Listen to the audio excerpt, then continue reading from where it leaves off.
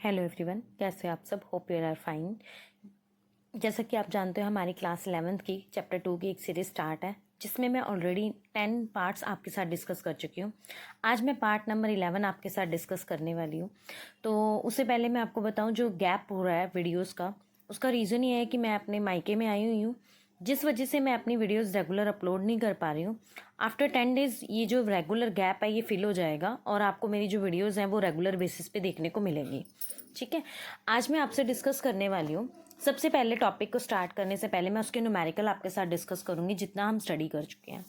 A bulb is rated at 150 watt converting 8% energy into light if energy of one photon is 4.4 to 10 की power 19 joule. How many photon are emitted by the bulb per second. कहता है कि एक bulb है 150 vote का और 8% energy को वो लाइट में कन्वर्ट कर रहा है, और एक फोटोन की जो एनर्जी है वो मेरे पास 4.4 टू 10 की पावर -19 जूल है। तो कितने नंबर ऑफ फोटोन वो एमिट करेगा? सबसे पहले आप पावर जो है उसी के परसेंटेज निकालिए। कहता है 150 वॉट है, 8% लाइट में कन्वर्ट हो रही है, तो 12 जूल आ गया। जो पावर होती है वो n into E, number of photon into क्या हो जाएगा आपका, एनर्जी ऑफ वन फोटोन। अब पावर डिवाइड बाय क्या हो जाएगा, energy is equal to number of photons. तो आपका क्या आ जाएगा, P बाय ई, वैल्यू निकल जाएगी 2.7 10 की power 19। We will move on the second numerical.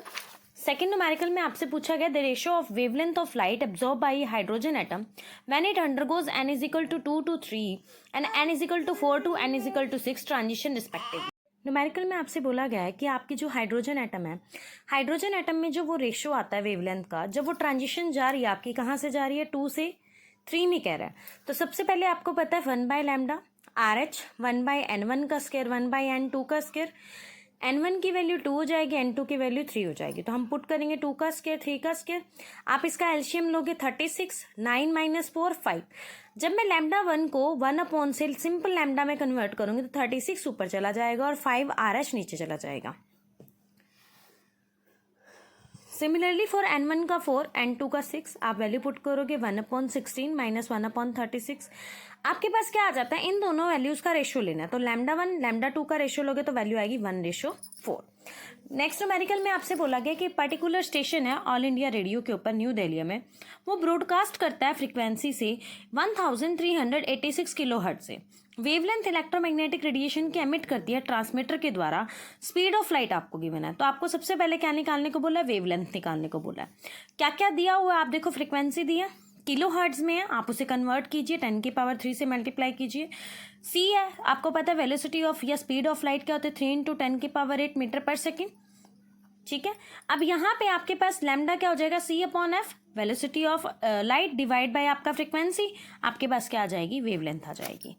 Next numerical में हम बात करते हैं, सिंपल आपके पास न्यूमेरिकल है, which of the flowing series of transition in the spectrum of hydrogen atom fall in visible region.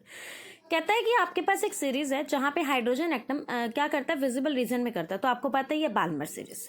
Next में कहता है calculate the energy in joule corresponding to the light of wavelength 45 nanometre. आपके पास कहता है कि आप एनर्जी निकालिए जूल के अंदर। अब आपको पता है जो एनर्जी होती है hc/λ होती है। ठीक है, आपको पता है बेसिकली तो फॉर्मूला h म्यू होता है। आपको पता है म्यू की वैल्यू क्या होती है, velocity of light divide by wavelength. तो यहाँ पे यही चीज की है C/λ। अब h आपके पास 6.63 10 की पावर -34, 3 इंटू 10 की पावर 8, लैम्डा आपको गिवन ही है। अब यहाँ पे ध्यान रखना वो नैनोमीटर में है, तो उसे हमने चेंज करा है, तो 10 की पावर -9 से मल्टीप्लाई किया। ये आपके पास डिवाइड करके वैल्यू आ जाएगी जूल के अंदर।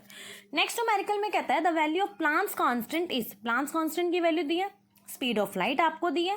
कहता है कि जो कौन सी वैल्यू वेवलेंथ की नैनोमीटर में क्वांटम ऑफ लाइट फ्रीक्वेंसी में क्या होगी, आपकी पास होगी। तो सबसे पहले आप समझ जाइए क्या निकालना, आपको वेवलेंथ निकालनी है। C is equal to lambda mu, mu is equal to lambda. C की वैल्यू 3 इंटू 10 की पावर 17 दी है, डिवाइड बाय 6 इंटू 10 की पावर 15 नैनोमीटर आपके पास क्या आ जाएगा, आंसर। नेक्स्ट न्यूमेरिकल में आपसे देखिए क्या कहता है, कहता है कि according to the light of photochemical equivalence the energy absorb is given by, आपको पता है H दिया, C दिया, N दिया। एनर्जी निकालनी है, N HC बाय में लैम्डा हो जाएगा। N क्या है, Avogadro number, H Planck's constant है, C वेलोसिटी ऑफ लाइट है, लैम्डा आपको क्या करना है, वैल्यू गिवन नहीं है। आपको सिंपल एक लॉ ऑफ फोटोकेमिकल के अकॉर्डिंग निकालने को बोला है, तो आप सिंपल आप इसको सॉल्व करोगे, वैल्यू आ जाएगी 1.196 10 की पावर 8 डिवाइड बाय लैम्डा। अगर आपसे ये एनर्जी निकालने को बोलेगा तो ऑब्वियसली आपको लैम्डा की वैल्यू गिवन होगी। आज जो मैंने आपसे डिस्कस करे हैं वो नीट के PYQ 7 क्वेश्चंस थे जो मैंने आपसे डिस्कस करे हैं। Now we will move on the reading. हमने लास्ट टॉपिक में डिस्कस किया था कि हीजनबर्ग अनसर्टेनिटी प्रिंसिपल हमने लीव किया था यहाँ पे कि हमारा जो डिटरमाइन करता है पोजीशन और वेलोसिटी किसी भी instant of arbitrary degree of precision, it is not possible to talk the trajectory of electron. कहता है किसी भी इलेक्ट्रॉन को पॉसिबल नहीं है उसकी पोजीशन को और मोमेंटम को निकालना। तो हीजनबर्ग अनसर्टेनिटी प्रिंसिपल सिग्निफिकेंट होता है जब मोशन ऑफ माइक्रोस्कोपिक ऑब्जेक्ट का क्या करता है, नेग्लिजिबल हो जाता है मैक्रोस्कोपिक ऑब्जेक्ट के अंदर। सिंपल सी भाषा में ध्यान रखिए, कहता है कि हीजनबर्ग अनसर्टेनिटी प्रिंसिपल सिग्निफिकेंट होता है जहाँ पे मोशन ऑफ माइक्रोस्कोपिक ऑब्जेक्ट होता है और वो नेग्लिजिबल हो जाता है मैक्रोस्कोपिक ऑब्जेक्ट के लिए। अगर मैं अनसर्टेनिटी प्रिंसिपल को अप्लाई करती हूँ किसी भी ऑब्जेक्ट ऑफ मास के लिए, मान लीजिए मिलीग्राम के अंदर, तो delta V multiply delta x is equal to h/4πm। m आपके पास क्या दिया है, इन्होंने सिंपल कोई भी वैल्यू ले ली है, 6.62 4 × 3.14 पाई की वैल्यू है। m की वैल्यू ने 10⁻⁻6 बोली है मिलीग्राम के अंदर। अब कहता है कि अगर मैं यहाँ पे बात करती हूँ तो डेल्टा V और डेल्टा एक्स की, तो ये एक्सट्रीमली स्मॉल हो जाती है और इनसिग्निफिकेंट हो जाती हैं। जब इसे डील किया जाए मिलीग्राम साइज के अंदर या हैवियर ऑब्जेक्ट के अंदर, तो एसोसिएट करता है ये अनसर्टेनिटी जो क्या होती है, hardly of any real consequences. Simple सी भाषा में ये कह रहा है कि अगर मेरे पास मिलीग्राम साइज का हैवियर कोई ऑब्जेक्ट आ जाता है तो वो एसोसिएट करेगा अनसर्टेनली। और अगर मैं माइक्रोस्कोपिक ऑब्जेक्ट्स की बात करती हूँ जहाँ पे इलेक्ट्रॉन है, दूसरी तो डेल्टा है V और डेल्टा एक्स है, वो ऑब्टेन करते हैं मच लार्जर और कुछ सर्टेनिटी अनसर्टेनिटीज वैल्यूज होती हैं जो आपकी इलेक्ट्रॉन पे वर्क करती हैं। मास होता है 9.1 10⁻31। तो delta V delta x h/4πm। Mass of electron की बात आ गई है तो 9.1 10⁻31 आ जाएगा। सॉल्व करोगे आप वैल्यू को। कहता है कि अगर one tries to find the exact location of electron, अगर आप एग्जैक्ट लोकेशन इलेक्ट्रॉन की फाइंड आउट करना चाहते हो तो अनसर्टेनिटी ऑफ ओनली 10⁻⁻8 मीटर, तो अनसर्टेनिटी डेल्टा V क्या हो जाएगा आपके पास, वो हो जाएगा 10⁻⁻4 बाय में 10⁻⁸ वैल्यू हो जाएगी 10⁻4 मीटर पर सेकेंड, जो बहुत बड़ी है एक क्लासिकल पिक्चर बनाने के लिए बोहर मॉडल की। इसका मतलब क्या होता है कि जो प्रिसाइज स्टेटमेंट है पोजीशन और मोमेंटम ऑफ इलेक्ट्रॉन, वो रिप्लेस कर जाती है स्टेटमेंट ऑफ प्रोबेबिलिटी के साथ, जहां पे इलेक्ट्रॉन क्या करता है, गिवन पोजीशन और मोमेंटम को डिफाइन करता है। तो एक्चुअल में क्या होता है, what happen the quantum mechanical model of atom. तो यहाँ पे क्वेश्चन ये अराइज होता है कि जो क्वांटम मैकेनिकल मॉडल था उसका क्या मतलब हुआ। हीजनबर्ग अनसर्टेनिटी प्रिंसिपल क्या कहता है कि हम किसी भी इलेक्ट्रॉन की पोजीशन और मोमेंटम को क्या कर सकते हैं, एक्यूरेट कर सकते हैं, बट लेकिन क्या कर सकते हैं, कैलकुलेट करते समय प्रिसाइजली निकालेंगे। प्रिसाइजली मतलब क्या होता है, आप उसकी एग्जैक्ट पोजीशन नहीं निकाल सकते, उसके आसपास की निकाल सकते हो। अब जैसे न्यूमेरिकल में बोला, एक माइक्रोस्कोपिक यूजिंग क्या करता है, सुटेबल फोटोन है जो एम्प्लॉय करता है इलेक्ट्रॉन्स को, जिसमें डिस्टेंस दिया 0.1 एंगस्ट्रॉन। आपको उसकी अनसर्टेनिटी वेलोसिटी निकालनी है, तो आपको पता है delta x delta P h/4π, P को चेंज कर दो mass into velocity h/4π, delta V निकालोगे तो h/4π डेल्टा एक्स m हो जाएगा।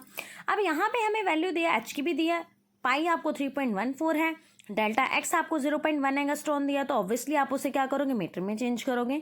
मास ऑफ इलेक्ट्रॉन आपको दिया, तो आपके पास क्या हो जाएगी, पोजीशन ऑफ वेलोसिटी आ जाएगी। सिमिलरली नेक्स्ट न्यूमेरिकल के अंदर कहता है कि एक गोल्फ बॉल है जो क्या करती है, मास करती है 40 ग्राम, स्पीड है 45 मीटर, स्पीड इंक्रीज हो जाती है 2% एक्यूरेसी के साथ, तो पोजीशन पे क्या इफेक्ट पड़ेगा।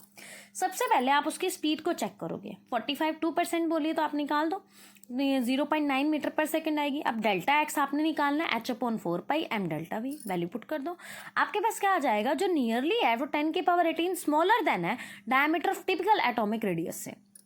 तो जो लास्ट पार्टिकल है अनसर्टेनिटी प्रिंसिपल का, कोई भी मीनिंगफुल लिमिट नहीं आता जिसमें प्रिसिजन ऑफ मेजरमेंट आती है। सिंपल से क्या कह रहा है, ये कह रहा है कि आपके पास कोई भी वैल्यू है जो नियर अबाउट 10⁻18 की आती है और उससे कम आती है, तो diameter typical atomic nucleus show करेगा और एक लार्जर न्यूक्लियस या लार्जर पार्टिकल अपने अंदर अकोमोडेट करेगा। आज के लिए इतना ही। आज वीडियो अपलोड होगी आपकी, वो कंटेंट आपको रेगुलर बेसिस से आफ्टर सम टाइम आपको डिलीवर होगा, आफ्टर 10 या 15 डेज़ के बाद। ऐसे इंटरेस्टिंग वीडियोस के लिए लाइक करें, शेयर करें, फॉलो करें। Thank you.